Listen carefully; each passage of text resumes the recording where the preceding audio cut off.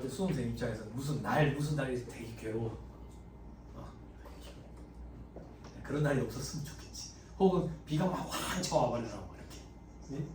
일기예보 기상청에서 다시 제보했어요. 큰 추위가 없을 것 같대요. 역대급 한파일 거라 했잖아. 그래가지고 이미 패딩이 동의날 정도로 팔렸나봐. 그러다가 검은 금요일인가 이래가지고 막 팔렸는데 역대급 추위가 없을 것 같대. 그 이유가 뭐냐? 그러니까 지금 해수면 온도가 평년에 비해서 1.5도나 높대. 그래서 역대급 추위가 내려와도 해수면 온도 때문에 퉁 쳐질 것 같대. 큰 추위는 없을 것 같은데 해수면 온도가 높기 때문에 눈은 제법 좀 오지 않을까 그런 얘기. 우리랑 상관없잖아. 우린 무슨 눈이야. 안 그래? 우리는 10년에 한 번 정도 안 그래? 10년에 한 번으로 눈이니까. 그래서 좋지 않냐? 잘 모르구나. 군대에서 경상도 부산 출신들이 부산 촌놈들이 처음에 무대 가잖아. 경기도 포천에 갔을 때 와 눈 보고 좋아 죽겠더라고. 잠깐 그 눈을 쓸어야 돼. 눈을 쓸어. 눈이 쓴다라는 개념이 뭐냐면 기온이 너무 낮으니까 눈이 뭉쳐지지가 않아. 눈을 이렇게 잡잖아. 눈싸움 하려고 잡잖아. 모래처럼 사르르 내려가. 눈싸움 하려면 입김을 불어가지고 뭉쳐야 돼. 그 정도로 기온이 영하 20도까지 떨어지니까. 포천이. 철원은 가면 영하 22도, 한 2도 차이 나더라. 근데 친구랑 통화하는데 너가 몇 도고? 나 영하 20도. 나 영하 22도. 친구는 오뚜기에 있었거든. 발사단에. 그랬던 기억이 나. 그러면 눈을 쓸어. 빗자루 쓸듯이. 티가 안 나. 왜? 눈이 계속 오고 있니까. 쓸고 돌아서 그대로야. 징그럽다 아주 그냥. 징그러워. 근데 군부대가 병원 부대니까 엠불이 들어가야 되거든. 구급차가 들어가야 되거든. 그러니까 들어오는 차도는 계속 쓸어야 되는 거야. 계속. 언제 엠불이 들어올지 모르니까. 사고도 많이 나고. 군생활을 하고 나니까 눈은 뭐 던져 없더라고. 눈 한번 보고 싶지? 안 보고 싶냐? 그래서 자연스럽게 어디 하면 돼? 과세 방법. 자, 과세 방법. 또 1단계, 2단계 이런 소리 하래. 그지? 그냥 해보면 된다. 무조건 분리과세 있네. 동그라미 이거 누가 추천한대? 그지? 방금 했는데도 기억이 잘 안 나네? 연금 계좌에서 연금 외의 형태로 수령한 기타 수수. 자기 담배 맥주 공제를 받은 거. 그리고 운용 수익. 그지? 이걸 연금 외의 형태로 받은 거야. 15% 원천징수율로 무조건 분리과세로 끝내지. 그지? 근데 그 위에 뭐라고 돼 있어? 뭐에 파란 글씨로 돼 있냐? 소연아, 파란 글씨 뭐냐? 기타 소득금액. 내가 너의 이름을 왜 잘 기억하나 했더니 내가 그 여자 아이들의 전소연을 참 좋아해. 정말 왜소한데 덩치도 작고 걔는 진짜 멋지더라 애가. 여자 지코라며. 지코 말고 지코 있잖아. 몰라? 실제만 하면 엄청 키가 큰 지코. 기타 소득 금액의 15%를 곱하는 거야. 그러니까 필요기밀을 차감한 후의 금액의 15% 곱한다고. 나머지는 원칙적으로 20%가 원천징수율이다. 자, 밑에 동그라미 2번. 소화물토품 양도소득도 분리과세로 끝낸다. 그리고 200만 원을 초과하는 경우에 복권 당첨금, 그리고 막 각종 이 승자 투표권, 소소한 투표권 환급금, 그리고 슬롯머신 당첨금부 이런 것들이 뭔데? 사행성이 있는 것들 이런 것들도 원천징수로 끝낸다. 그런데 3억 기준으로 3억 넘는 건 30%. 그래서 복권 당첨되면 20% 30% 이렇게 원천징수한다. 그 얘기가 이 얘기다. 됐죠? 자, 가상자산 볼 필요 없고 밑에 무조건 종합과세, 뇌물, 알선수재, 배임수재에 의해서 받는 금부. 됐죠? 이거 왜 무조건 종합과세인데요? 뇌물 주면서 원천징수를 어떻게 해? 원천징수가 돼? 안 돼? 원천징수가 안 되지. 오른쪽에 보니까 원천징수 대상이 아니라고 돼 있지. 그지? 그럼 원천징수가 돼야지 분리과세 여지가 있잖아. 원천징수가 안 됐으니까 무조건 종합과세 해야지. 근데 지금 멘붕 애들 있다. 학생들. 어떤 멘붕이 왔는데요? 뇌물이 어떻게 과세가 됩니까? 걸리면. 그 얘기야. 그죠? 자, 그 다음. 알선 수재 중간에서 연결해 준 거 얘기하는 거야. 배임 수재, 배임 인물을 배신했다 그 얘기야. 인물을 배신했다. 자, 그 다음에 나머지는 조건부 과세야. 조건부 과세. 동그라미 2번. 소기업 소상공인 공제부금 해진 일시금 중에 기타 수수료 과세하는 것이 있었지. 그지? 조건부 과세인데 원천징수 세율이 몇 프로라고 돼 있어? 독특하지? 독특하지? 꼭 기억하고. 나머지는 20% 원천징수 세율. 자, 이제 동그라미 1번. 계약의 위약금으로 인한 위약금 대상금 중 계약금이 위약금으로 대체된 금액. 됐어요? 이거 주의해야 돼. 자, 방향부터 잡을게. 잘 봐봐. 내가 물건을 팔 거야. 잘 봐봐. 내가 물건을 파는 사람이야. 얘가 내한테 계약금을 걸었어. 근데 얘가 해약을 한 거야. 그럼 나는 그 계약금을 내가 먹지. 그게 계약금이 위약금으로 대체된 금액이라고. 내려봐봐. 얘가 내한테 계약금을 걸었는데 내가 다른 애랑 계약하려고 얘랑 해약을 했어. 해약을 했어. 그럼 나는 계약금을 돌려줘야지. 그리고 위약금을 또 줘야지. 그러면 계약금이 위약금으로 대체되는 일이 생겨 안 생겨?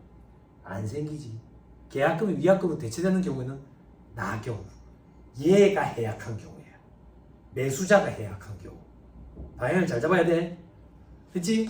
그럼 잘 봐봐. 잘 봐봐. 계약금이 위약금으로 대체가 됐지 위약금을 얘가 내한테 별도로 주는 행위가 다시 일어나는 건 아니잖아. 그러면 어떻게 원천징수를 해? 못하지. 그래서 원칙 대상이 아니야. 됐어요? 그럼 나를 조금만 봐봐.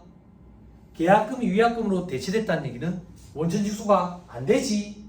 원천징수가 안 되면 분리과세 여지가 없지. 그러면 무조건 종합과세지. 근데 무슨 과세라고 돼 있어? 이게 몇 년 전에 개정을 이렇게 했어. 과거에는 얘가 무조건 종합과세에 있었어. 근데 얘가 조건부 과세로 바뀌어버렸어. 그래서 이걸 잘 건드려. 잘 건드려. 됐나요? 네. 있죠? 별표시 2번 참고 삼아. 뇌물이 법원 판결에 따라서 몰수 추징되면 소득세 과세 안 해. 먹은 게 없으니까. 근데 과거에는 몰수돼도 소득세 과세를 했었어. 이거는 조금 과하다 해가지고 그 이후에 법이 개정이 됐네. 그래서 제목으로. 자, 밑에 2단계 조건부 과세 대상에 종합과세 여부 판단되지.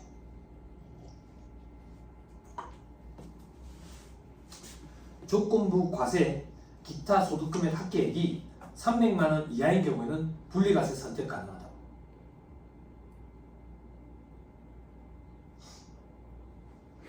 됐어요? 됐어요?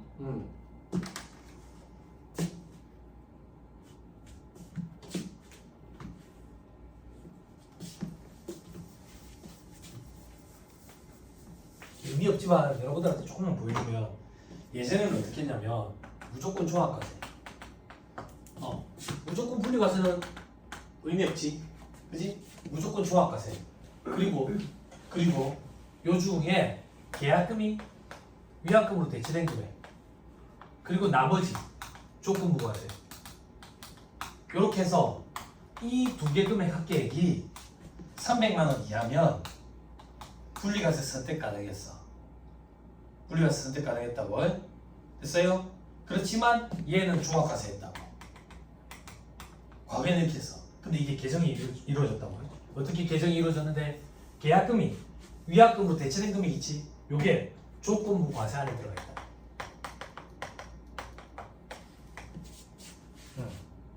그래서 이 조건부 과세 금액이 300만 원 이하면 분리과세 선택 가능해. 분리과세 선택 가능이라는 얘기는 세부담 최소화 과정에 맞춰보겠지. 그지?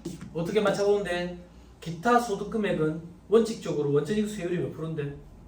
20%. 그럼 분리과세로 끝나면 20%로 세금 내고 끝나겠지. 근데 얘가 종소세 계산을 하는데 세율 구간이 6% 혹은 15%에 있대. 그러면 종합과세 하는 게 유리해? 아니면 분리과세 하는 게 유리해? 종합과세 하는 게 유리하겠지. 그렇게 선택을 할 수 있도록 해놨다고. 만약에 300만 원을 초과하면 종합과세 한다고. 종합과세. 자, 다시 보자. 밑에 별표시 1번. 기타 소득이 아닌 필요 경비를 차감한 후에 기타 소득 금액 기준으로 300만 원 이하를 따진다.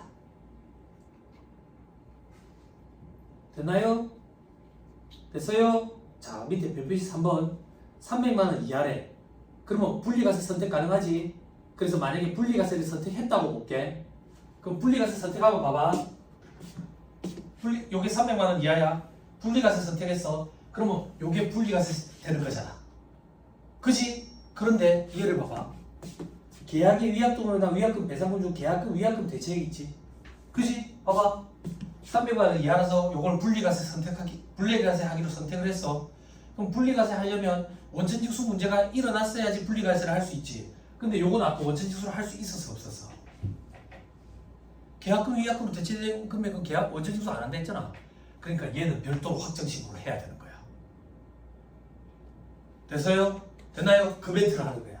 자, 분리과세를 선택하는 경우에도 계약의 위약금으로 인한 위약금 배상금 중 계약금이 위약금으로 대체된 금액은 확정신고를 해야 돼. 그럼 확정신고할 때 세율은 몇 프로를 적용할 건데 일반적인 20% 세율을 적용할 거다.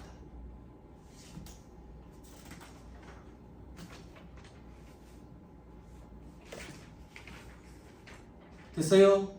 되나요? 이거 무슨 말이냐면 여러분들 서식을 본 적이 없어서 모르는데 지금 우리 분리과세 선택했어요. 그럼 종합과세 안 하는 거야. 종합과세 안 하는데 5월에 확정신고할 때 요거는 과세가 됐다고. 세금을 뗀 적이 없잖아. 그러니까 요것만 별도로 20%로 과세해가지고 된다고. 종합소득세 계산구조에 합산해가지고 세율 구간 이런 거 하는 게 아니라. 어? 네.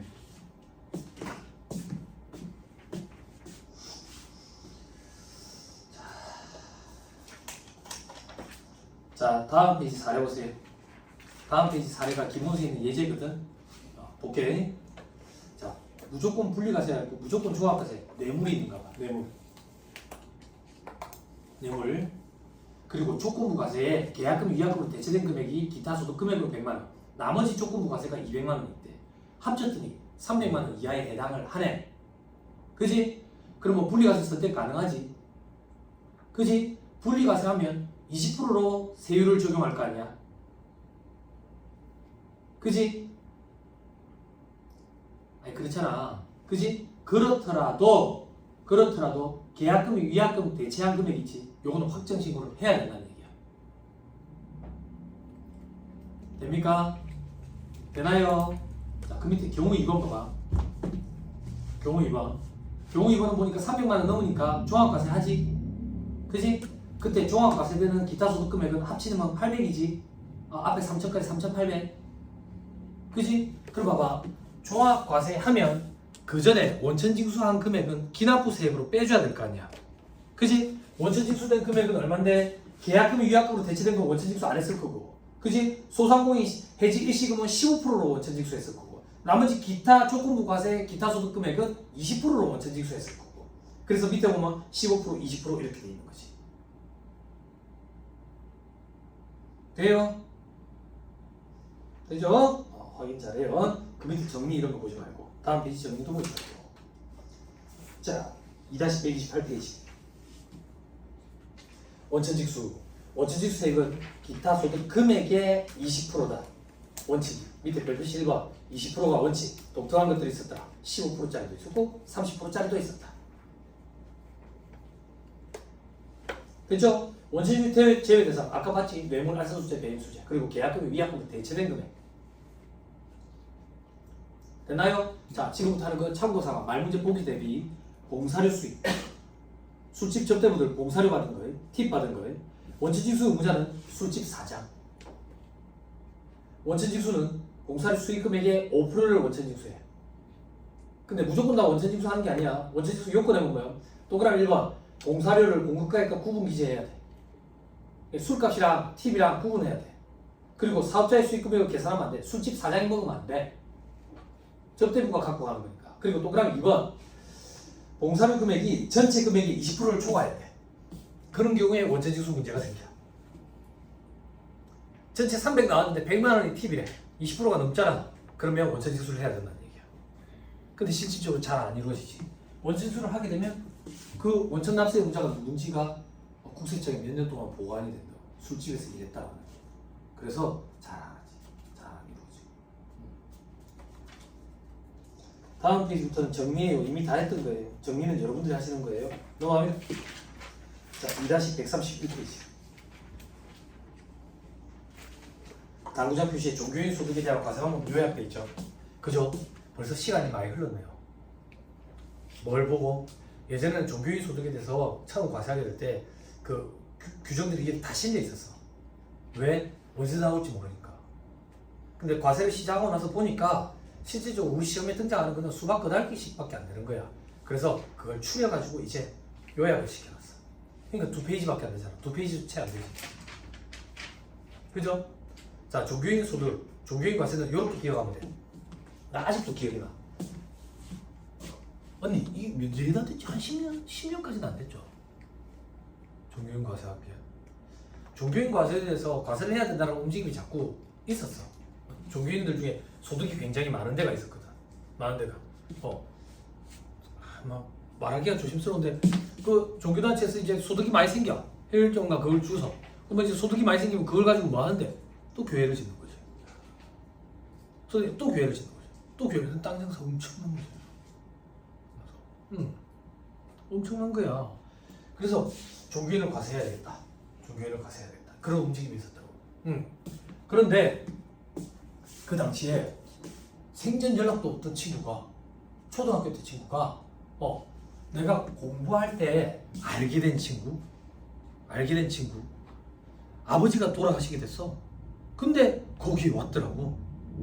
초등학교 때 동창이 국민학교 때 동창이 왔더라고. 거기서 그래 인사를 했어. 그리고 뭐 하냐니까 교원대를 나왔는데 학교는 때려치고 이제 전문 강사 바닥으로 뛰어들어가지고 애들 입시 교육 한다더라고. 입시 교육. 아 그러냐. 그랬는데 부산에 내려와가지고 또 강사를 한다더라고. 책도 쓰고 국사 쪽으로. 근데 얘가 갑자기 연락이 온 거야. 중학교 때 이후로도 연락해 본 적이 없는데 갑자기 연락 가지고 뭐 좀 물어보려고 전화했다고. 그렇겠지. 다들 그렇거든. 오늘 얘기하러 그러니까 아니 우리 어머니 종교인 과세 그것 때문에 왜 어머니가 왜 얘기한 적 없나? 뭘? 우리 어머니 그 점집하잖아. 보살이잖아. 내가 어떻게 알아? 우리 집에 온 적 없나? 그 정도 친구를 아무튼 그래 얘기해보라 그러니까 어떻게 해야 되냐고 막 이러는 거야. 그래서 그런 사람들이 겁을 내고 그랬어. 근데 제가 하고 싶은 얘기는 뭐냐면 종교인 과세는 그런 사람들 과세하려고 등장한 게 아니야. 큰 교회에 일하는 사람들 그런 사람들 과세하려고 나온 거라고. 근데 저는 교회에 가본 적이 없어요. 댕겨본 적이 없어요. 잘 몰라. 절은 경치 좋은 데 좀 있으니까 좀 댕겨봤어. 근데 군생활 때 세례도 받고 수계도 받고 받을 건 다 받았어. 라면도 먹어야 되고 초코파이도 먹어야 되고 콤비콜라도 먹어야 되니까 다 받았어. 향불로 찌지고 흉이 아직 있는지 모르겠지만 아무튼 그랬어. 저기 통도사 있잖아. 봄에 통도사가 시간 여유가 되면 한 번씩 가요. 통도사 가면 차 끌고 들어가잖아. 돈 내고. 거기 말고 그 길을 걸어서 들어가면 참 좋아. 요즘에 철쭉이랑 외철쭉이 되게 많아가지고 진달래 보기가 좀 힘든데 거기에 진달래는 엄청나게 많이 펴 봄에. 그래 꼭 구경하러 와이프랑 애들 데리고 간다고 저는. 가는데 그 통도사 안에 가면 음식점이 여러 군데가 있어. 커피숍도 여러 개가 있고 통도사 안에 절에서 운영하는 떡방앗간도 있어. 이거는 종교단체라고 보기보다는 하나의 기업체나 마찬가지야. 거기서 일하는 승려들, 기업체에 일하는 직원들처럼 보고 과세하자. 그게 종교인 과세야. 그럼 어떻게 기억하면 되는데 일반 기업체 직원이랑 똑같다라고 생각하면 편해. 됐어요? 자, 책을 보자. 교회는 뭐라고 부르는지 모르겠어. 거기서 일하는 사람들을 뭐라고 부르는지 모르겠어. 뭐 집사가 있고 뭐 목사님이 있고 집사님이 있고 뭔 사님이 있고 뭔 사님이 있고 노래하는 아줌마도 있고 막 이래. 응? 근데 희한하게 시스터 액트인가 그 영화에 나오는 그런 아줌마들이 많아. 그 노래하는 아줌마들 보면 울림통이 이제 크니까 노래를 잘하시지. 거기 끼어서 같이 노래도 좀 해보고 입도 뻥긋뻥긋 해보고. 성당도 가봤어. 성당은 뭐 잘 모르는데 자꾸 일어났다 앉았다 시키더라고. 일어났다 앉았다 한 2시간 그래 하면 이제 라면을 한 그릇 먹을 수 있어. 그랬던 기억이 나. 자, 원칙. 기타 소득 중 종교인 소득으로 과세해. 기타 소득 금액을 어떻게 계산하는데 총 수익 금액에서 필요경비를 차감. 필요경비는 입증액을 차감해 주는데 옆에 최소 필요경비 의제액이 있다고. 이게 어디 있는데? 122페이지. 122페이지. 별표지 4번. 이만큼을 최소한 필요경비처럼 빼준다고. 암기할 필요 없어요. 문제에 주어져요. 등장한 적도 없지만. 그렇죠? 왜 주어진다고 보는데 이게 근로소득공제랑 똑같이 생겼어요. 그러니까 일반 직장인들처럼 근로소득공제를 해주겠다는 얘기예요. 돌아오세요. 근데 선택권이 주어져 있어요. 입증할 수 있는 필요경비가 있으면 그걸로 하고 최소한이니까. 수입시기 받은 날 과세 최저한 건별로 5만 원 이하 기타 소득 금액이. 종합과세 여부. 종교단체에서 원천징수나 연말정산을 하지 않고 종합과세 한대. 하지 않았으면. 그럼 원천징수나 연말정산을 하면 어떻게 되는데? 그건 좀 이따 얘기할 거예요. 됐죠? 그리고 조건부 과세 대상이니까 300만 원 이하인 경우는 분리과세 선택 가능하대. 됐죠? 자, 그 밑에부터가 중요해요. 괄호 2번 예외. 만약에 종교인 소득에 대해서 근로소득으로 지급하면서 원천징수를 하거나 근로소득으로 과표 확정신고를 하면 근로소득을 보겠대. 그러면 이제 똑같아지는 거예요. 그럼 근로소득 금액은 총 금액에서 근로소득 공제돼. 밑에 수입시기 확정신고 여부 근로소득 규정에 따른대. 퇴직시 소득 구분은 뭔데? 퇴직소득이야. 일반 직장인들 퇴직금 받듯이 똑같다 그 얘기야. 됐나요? 됐죠? 그 밑에 비과세 이제 똑같아지는 거야. 비과세 괄호 1번 세 번째 줄 학자금 비과세. 학자금 비과세. 괄호 2번 동그라미 1번 식사 그 밖의 음식물 동그라미 2번 20만 원 이하의 식대. 괄호 3번 동그라미 1번 일찍료 숙직료 동그라미 2번 자가운전 보조금 얘기하는 거. 됐나요? 동그라미 3번 요거 때문에 반발이 심했었어. 종교 관련 종사자가 소속 종교단체의 규약 또는 소속 종교단체의 의결기구의 의결, 승인 등을 통해서 결정된 지급 기준에 따라 종교활동을 위해서 통상적으로 사용할 목적으로 지급받은 금액, 물품 이런 것은 비과세한대. 그럼 그게 뭔데? 종교인들끼리 규약을 만들어 놓으면 과세를 할 수가 없는 거야. 그래서 이 규정을 넣으면 안 되는 거 아니냐 해가지고 반발이 되게 심했는데 그때 그 유관기관의 장이 텔레비에 나와가지고 그랬다고. 일단 과세하는 거에 의미를 먼저 두자고. 의의를 좀 두자고. 그랬던 기억이 나. 반발이 심했었어. 그리고 동그라미 4번에 천지지변 기타 제외로 가는 급여. 근로소득자랑 똑같이. 다음 페이지 괄호 4번 출산 보육비. 됐죠? 괄호 5번 사택 제공이익. 됐나요? 밑에 원천징수 여부의 선택. 지급할 때 기타 소득 또는 근로소득에 대한 원천징수를 한다. 기타 소득을 볼 때는 종교인 소득 간이세액표에 있어. 근로소득을 볼 때는 근로소득 간이세액표. 다만 선택에 따라 원천징수 안 해도 돼. 안 하면 확정신고를 해야 돼. 기타 소득으로 만약에 원천징수를 하면 밑에 연말정산을 해. 언제? 근로소득 연말중성 규정에 따라서 2월에 한대. 그러면 근로소득이랑 똑같다고 보고 말문제 보기에서 맞다 틀렸다 골라내면 돼요. 질문조사 방법 요건 참고사항 봐봐. 자, 두 번째 점에 종교단체가 소속 종교 관련 종사자에게 지급한 금액 및 물품과 그 밖의 종교활동과 관련해서 지출한 비용을 정당하게 구분해서 수기로 관리하는 경우 세무에 종사하는 공무원은 질문조사할 때 종교단체가 소속 종교 관련 종사자에게 지급한 금액 및 물품 외에 그 밖의 종교활동과 관련해서 지출한 비용을 구분해서 기록, 관리한 장부 또는 서류에 대해서는 조사 지출을 명할 수 없대. 그러니까 장부를 볼 수도 없어.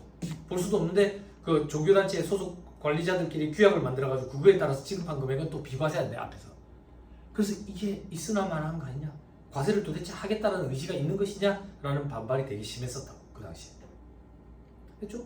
세무공무원이 질문 조사도 못하는데 세무조사도 못한다니까. 됐죠? 됐습니다. 잘 버텼습니다. 다 왔습니다. 넘어갑시다.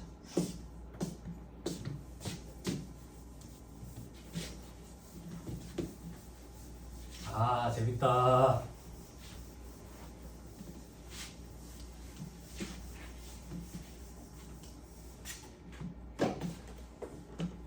자, 6절 소득금액 계산의 특례. 아, 익숙하네. 부당이 계산의 무인 나왔네. 그지? 부당이 너희 둘 사이에 짜고 치는 고스톱에 의한 행위 계산, 그 계산 금액을 부인하고 세법에 따라 나와 있는 금액 계산산 시에 따른 금액으로 너그 둘 사이에서 일어나는 소득 금액을 재계산하겠다. 이게 부당의 계산 부위. 그럼 세법에 따라 나와 있는 금액 계산 방법 그게 뭔데? 시가평가 원칙. 그지? 자, 소득세법상 부당의 계산 부위 규정 중 적용 요건 괄호 1번 특수관계인과의 거래 괄호 2번 조세부담 부담감소 목적. 됐지? 안 어렵지? 그럼 차이를 보자. 괄호 2번에 오른쪽에 동그라미 2번 집계 좀비 속이게 주택을 무상 임대하고 실제 거주하는 경우에는 부당의 계산 부인 적용을 안 하겠다. 이거 앞에서 했던 것 같은데. 내가 주택 임대 사업자야. 집이 여러 채 있다고. 여러 채 있는데 아버지가 혹은 어머니가 집이 없대. 그래가지고 그 중에 하나를 아버지나 어머니한테 빌려주고 아버지나 어머니가 거기서 사셔. 돈은 안 받아. 그러면 특수관계인 사이에 부당한 행위로 인해서 세부담을 감춘 거니까 부당행위 계산 부인을 적용해야 되는 거 아니냐 이거야. 이렇게 되면 나는 인종지 말자 쌍놈의 새끼가 된다고. 그지? 그지? 우리나라 어쩔 수 없지.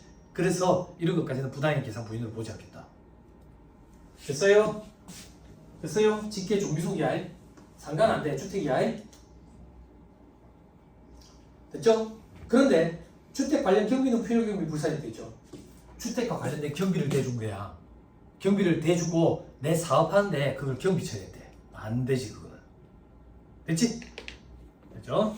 자, 그 다음 대상 소득에 해당할 것. 이게 독특한 거야. 칠파 보세요.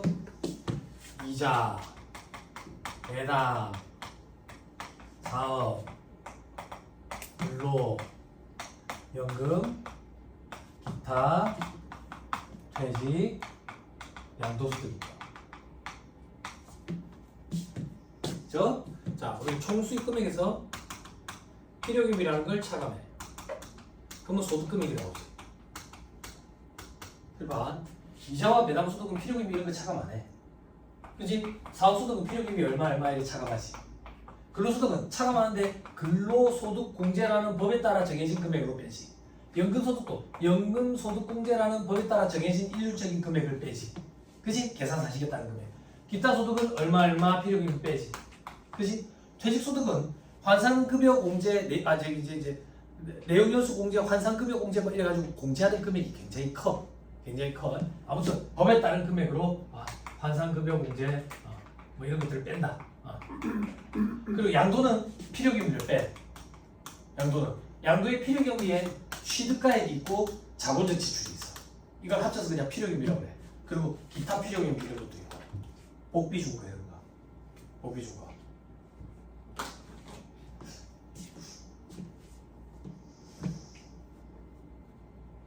됐어요? 됐나요? 자, 부당행위 계산의 부인, 소득세법에 있는 독특한 특징. 소득세법은 부당행위 계산 부인을 필요경비를 차감하는 소득만 부당행위 계산 부인 규정을 적용해. 그래서 얘만 적용한다. 나머지는요 법에 따라 일률적인 금액을 하기 때문에 장난칠 여지가 없다라고 보는 거야. 장난칠 소지가 없다라고 봐. 그래서 입증하는 필요경비를 차감하는 사업소득, 퇴직소득, 기타소득, 사업소득, 기타소득, 양도소득 이 세 세대에서 부당행위 계산 부인을 적용한다. 여기까지 됐어요? 근데 하나 독특한 게 있어. 뭐? 배당소득 중에 출자공동사업자입니다. 이것도 부당행위 계산 부인을 적용해. 왜? 이거는 사업소득이라고 보고 소득금액 계산해서 분배받은 금액이지. 그렇지만 출자만 해서 배당수수로 무겁게 과세하는 거지. 그지? 그래서 필요경비를 차감하기 때문에 이것도 사업소득처럼 봐가지고 부당행위 계산 부인을 적용한다.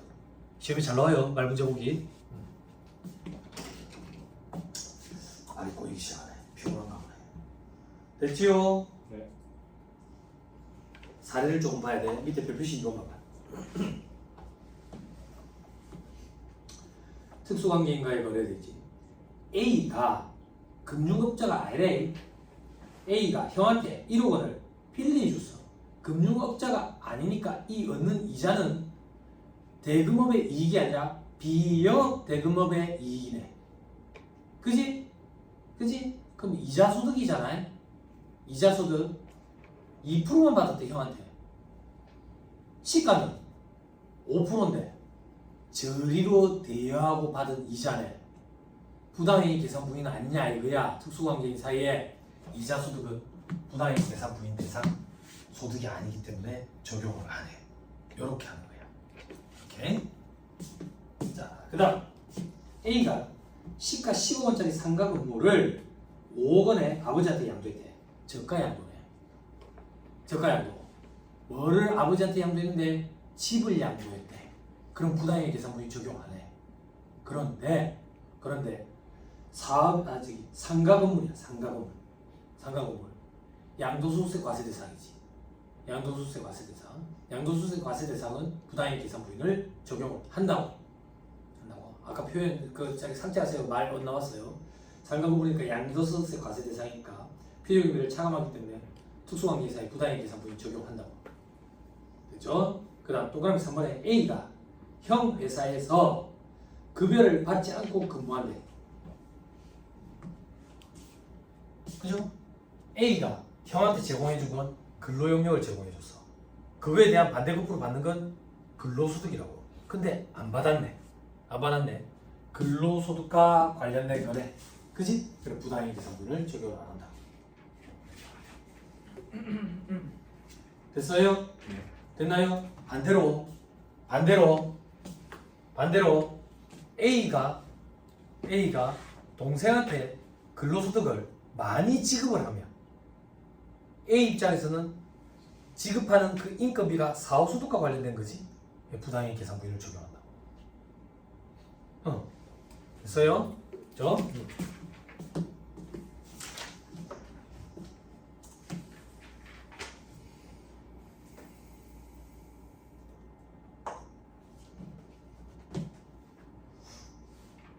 됐어요? 자, 또 갑시다. 다른 토픽 또 보자. 공동사업의 경우 소득금액 계산 특례 되죠. 자, 이건 뭔데? 실시간에 했었다. 소득세법은 철저하게 개인 단위 과세 원칙이었다. 합산하는 거 이런 거 없다 했다. 다만 조세 비목적의 공동사업의 경우에는 합산 안 된다. 그걸 조세 비목적의 공동사업 합산과세라고 표현한다. 그거에 대해서 배우는 거야. 자, 공동사업의 경우 소득금액 계산 특례 1단계 공동사업장을 그냥 한 명의 거주자로 봅니다. 그래서 공동사업장에서 소득금액을 계산을 해가지고 공동사업자별로 손익분배 비율에 따라 분배를 해. 그러면 그 공동사업자별로 분배받은 소득금액에 타소득을 합산해가지고 종수세 신고를 할 거야. 그래서 밑에 2에 보니까 각 사업장이 있는데 A, B, C 3명이서 운영을 한대. 손익분배 비율은 5대 3대 2야. 그러면 일단 각 사업장을 한 명의 거주자로 보는 거야. 그래, 각 사업장의 소득금액을 계산한다고. 총수익금액 1,500에서 500을 빼니까 필요금이 소득금액이 1,000이야. 요걸 각 A, B, C가 5대 3대 2의 비율로 나눠붙여. 그러면 500, 300, 200. 그러면 A, B, C는 500, 300, 200 분배받은 거에 타소득을 합산해가지고 종수세를 신고 납부할 거라고. 여기까지 됐어요? 안 어렵죠? 그죠? 자, 다음 페이지. 공동사업 소득금액의 분배받은 거. 원칙, 개인 단위 과세 원칙. 약정된 손익분배 비율로 분배한다. 없으면 지분 비율. 들어봐봐. 그러면 손익분배 비율과 지분 비율 둘 다 있으면 손익분배 비율이 앞서는 거야. 응? 됐죠? 그런데 특례 규정. 공동사업 합산과세. 합산과세 사유 보니까 그냥 사실과 현재의 다른 경우 나쁜 놈들이다. 됐죠? 합산 대상 소득을 기억해야 돼. 공동사업 합산과세는 사업소득에만 국한돼. 사업소득만 합산을 해버린다. 다른 소득은 합산 이런 거 안 해. 그리고 특수관계인의 범위는 어떻게 따질 건데 과세기한 종료 시점에 특수관계가 있어야 돼. 특수관계가. 그리고 생계를 같이 하고 있어야 돼. 생계를 같이 하는 건 어떻게 판단하는데 정시고 가지고 판단한다고. 아무튼 생계를 같이 하고 있어야 돼. 자, 합산과세는 어떻게 하는데 합친다고. 누구한테 합칠 거냐 이거야. 손익분배비율 큰 자한테 합쳐. 그러면 세율 구간이 올라갈 가능성이 높지. 무겁게 과세한다고. 근데 손익분배비율 큰 자가 둘 다 같대. 그러면 공동사업 외의 종합소득금액이 많은 자한테 엎어버린다고. 그럼 훨씬 더 무겁게 과세되겠지. 세율 구간 높아지니까요. 그치? 근데 그것도 같대. 그러면 직전 연도에 종합소득금액이 많은 자한테 엎어버리겠대. 그것도 같대. 종합소득 과표 신고를 한 자한테 엎어버리겠대. 그것도 같대. 세무서장이 정하는 자. 이런 건 어떻게 암기해야 됩니까? 말문제 보기 정도만 대비하면 돼. 계산 문제는요. 손익분배 비율은 무조건 다 달리 나와. 계산 문제 이렇게 나오는 거 보면 손익분배 비율 큰 데다가 보는다. 자, 연대납세 의무. 합산과세되는 소득금액에 대해서는 주된 공동사업자의 특수관계인은 그의 손익분배 비율에 해당하는 소득금액을 한도로 주된 공동사업자와 연대납세 의무를 진다. 독특한 규정이야. 꼭 기억해야 돼. 됐어요? 자, 이제 숫자를 넣어서 한번 살펴보자. 2-134 페이지 왼쪽. 자, 우리 아까 그렇게 분배한다 했지? 분배. 근데 알고 봤더니 A랑 C가 특수관계가 있고 조세회피 목적으로 공동사업을 하고 있더래. 생계도 같이 하고 있고. 그럼 세법은 어떻게 보냐 이거야. A가 지금 손익분배율이 더 크잖아. A가 지한테 손익분배되는 걸 가지고 과세를 하면 세율 구간이 높아지니까 그 세금을 인위적으로 낮추기 위해서 C를 여기에 집어넣어가지고 분배를 해줬다라고 본다고. 그럼 원래 팩트대로 한다. 원래 팩트는 뭔데? A, G가 다 부담을 지는 게 맞지. 그래서 C의 손익분배율에 해당하는 금액을 A한테 없는 거야. 보여요? 그래서 200을 A한테 엎어가지고 A는 700이 돼서 과세하게 된다고. 이게 조세회피 목적의 공동사업 합산과세라고. 됐어요? 저 밑에 별표시 2번. 만약에 A가 소득금액 700에 대해서 세금이 만약에 300이 나왔대. 그러면 C는 그의 손익분배비율에 해당하는 소득금액 얼마였는데 200을 한도로 연대납세 의무를 줘. 이게 시험에 몇 번 등장했어. 어떻게? C는 지 소득금액에 해당하는 산출세액을 한도로 연대납세 의무를 진다. 이러면 틀린 소리야. 세액을 한도로 지는 게 아니라 소득금액을 한도로 연대납세 의무를 줘. 됐어요? 됐나요? 됐죠? 그리고 이게 왜 또 시험에 잘 나오는데 연대채무 때문이야. 여러분들 아직 3부분 공부 안 해서 그런데 밑부분에 나와요. 회계 시간에 여러분들 충당부채 계산하는 거 공부했죠? 그죠? 봐봐. 친구야 돈 좀 빌려. 친구 아니라는 거야. 보증을 사달래. 그래, 보증을 사줬다고. 근데 내가 좀 불안해서 소연이랑 같이 네 채무에 대해서 보증을 써줬다고. 그럼 니는 이제 중국으로 갚아버릴 거 아니야. 그지? 그러면 소연이랑 내랑 그 돈을 갚아야 돼. 그 채무가 얼만데? 100억이라고. 100억. 그죠? 잘 봐봐. 소연이는 그 100억 중에 얼마를 책임을 져? 연대 책임을 지고 있으면.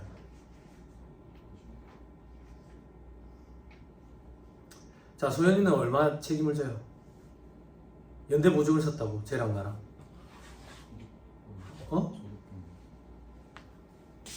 회계시간에 공부 안 했어?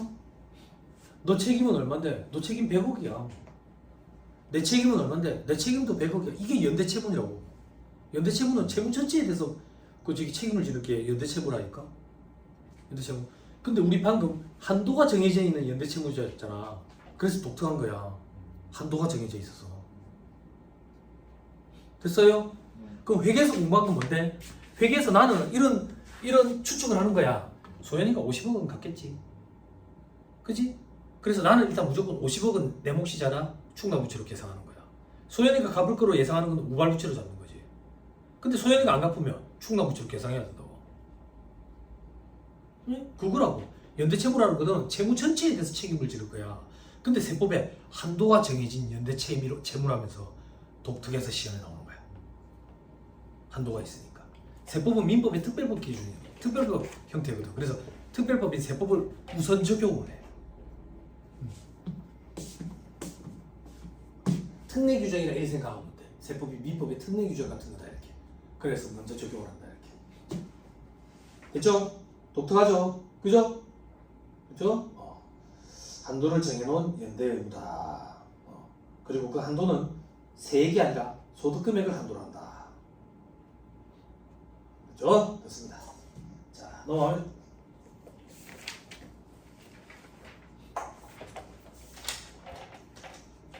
다음 페이지 사례 자료 있죠? 요 기본서에 있는 예제거든. 그냥 써머리를 보는 김에 이걸로 그냥 볼게요. 기출이야 이거 실제 기출.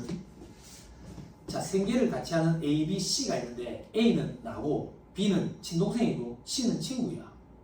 이 셋이서 조세 비목적의 공동사업을 경영한대. 이때 특수관계는 A랑 B랑만 있는 거야. 친구는 아무리 친해도 남이야. 언제든 돌아설 수 있다고. 그지? 손익분배율은 4대 2대 4로 나누기로 했어. 됐어요? 그럼 세법은 어떻게 보냐 이거야. 내가 원래 6인데 내 세금이 많이 나올까봐 동생을 끼워 넣어가지고 2로 이렇게 쪼개는 걸로 본다 그 얘기야. 그러면 동생 분배 비율은 2를 내한테 엎어가지고 과세하겠다 그 얘기라고. 자, 밑에 공동사업장에 2024년도 손익계산상 당기순이익은 1억 4천이래. 비용 대금 이익 수익 계산액은 1억 1천. 자, 이건 무슨 말인데? 사업소득은 법인세법이랑 똑같이 간접법에 의한다고. 그래서 결산상 당기순이익에서 입금산입, 송금불산입, 송금산입, 입금불산입. 소득세법은 총수익금액 산입, 필요경비 불산입, 필요경비 산입, 총수익금액 불산입을 해야 되겠지? 그지? 그래서 당기순이익 얼마?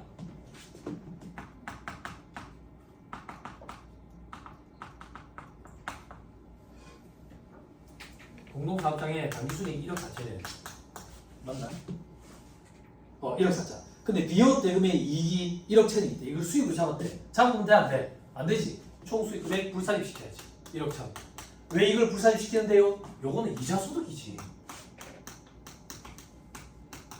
이자소득이잖아. 그럼 사업소득과는 관련이 없지. 그게 총수익금액 불산입. 그 다음 대표자 급여 비용 계산 350. 대표자 급여는 필요경비 불산입이지. 350. 자, 그 다음 공동사업용 건물을 취득하기 위해서 조달한 차입금 이자의 비용 계산액 100만 원이 포함됐대. 그지? 요거는 사업과 관련 있는 경비가 맞네. 됐죠? 다 됐네. 대답 보고 가자. 3,350만. 요게 3,350만 원인데. 7번 보세요. 7번 보세요. 이게 공동사업장의 사업소득금액이라고. 공동사업장을 1거주자로 봐가지고 사업소득금액까지 계산했어. 이 금액을 쪼개 붙인다고. 나, 동생, 아까 친구, 남. 어떻게? 4대 2대 4로. 그지? 그지? 그때 동생이랑 나랑 조세비 목적의 공동사업 합산과세가 되니까 이 동생 비율의 2를 내한테 더한다 이거야. 응? 요걸 가지고 3,350. 총 8분의. 그지? 요거는 8, 10분의. 그지? 요거는 10분의 4. 3,350. 됐죠? 요거 해답을 하면 얼마가 되는데 2,010만 원 이래 되나 봐. 이거 2,010만 원. 그죠? 친구 거는 왜 안 나온대? 관심이 없어서. 친구 거는 이렇게 계산하면 돼. 됐나요? 네. 됐어요? 네. 안 어렵죠? 근데 시험 문제에 뭐가 나오냐면 이렇게 나와요. 종합소득금액을 계산하라 이렇게 나온다고. 종합소득금액. 종합소득금액을 계산하라는 얘기가 뭡니까? 우리 지금 나의 사업소득금액 계산했다고. 나의 사업소득금액이 지금 2,010만 원이야. 종합소득금액이라는 얘기는 이자, 배당, 사업근로, 연금, 기타 소득을 합산하는 얘기잖아. 금융소득이 있었다니까. 금융소득. 이걸 1거주자로 본다며. 그지? 금융소득. 이 금융소득에 대해서도 내가 분배를 받아야 돼. 어떻게? 이자소득 이래가지고. 얼마를 분배받아야 되는데 1억 천에 내 지분 비율은 40%였어. 여기에 동생 지분 비율 있지? 몇 프로? 20%. 동생 지분 비율 20%를 더하면 망하는 거야. 왜? 조세비 목적의 공동사업 합산과세 규정은 사업소득에만 적용한다고. 이자소득에는 적용 안 해. 됐나요? 네. 그냥 끝까지 하자. 요거 암산 좀 해주라. 그럼 얼마냐? 4,400이지. 그지? 그지? 금융소득 종합과세 요거 판단할 필요도 없네. 2,000이 넘네. 종합과세 되겠네. 종합과세 될 때 배당소득이 아니니까 그로스업 이런 거 할 필요 없네. 요게 전액 다 이자소득 금액이네. 여기 더하면 종합과세 되는 소득 금액이 나오지. 이게 실제 기출문제라. 포인트는 사업소득에만 국한해가지고 조세비 목적의 공동사업 합산과세 규정을 적용한다. 됐죠? 됐죠? 단서가 하나 더 있어야 돼. 동생이랑 주민등록상 같은 거주지에 있다라는 그 근거 하나 더 있어야 돼. 동생이랑 따로 떨어져서 살고 있으면 안 돼 또. 생계를 같이 하는 거에 기준이 있어야 된다.